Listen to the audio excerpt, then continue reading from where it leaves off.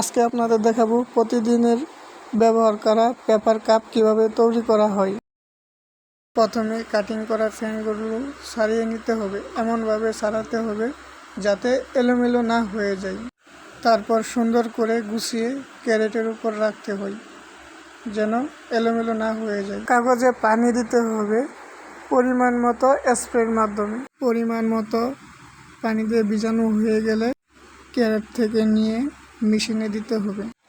আমরা আমাদের দক্ষ অপারেটরের মাধ্যমে পেপার কাপ তৈরি করে থাকি অতি যত্ন সহকারে, আর এই কাপগুলো আপনারা প্রতিনিয়ত ব্যবহার করে থাকেন। আসেন প্লাস্টিকের ব্যবহার ছেড়ে পরিবেশ বান্ধব পেপার প্রোডাক্ট ব্যবহার করি। আমরা আমাদের দেশকে গড়ে তুলব পরিবেশ বান্ধব প্রোডাক্ট দিয়ে। আপনারা যারা আমাদের পেপার কাপ নিতে আগ্রহী হয়ে থাকেন, আমাদের ভিডিওতে আমাদের হোয়াটসঅ্যাপ নাম্বার দেওয়া থাকবে, আমাদের সাথে যোগাযোগ করতে পারেন।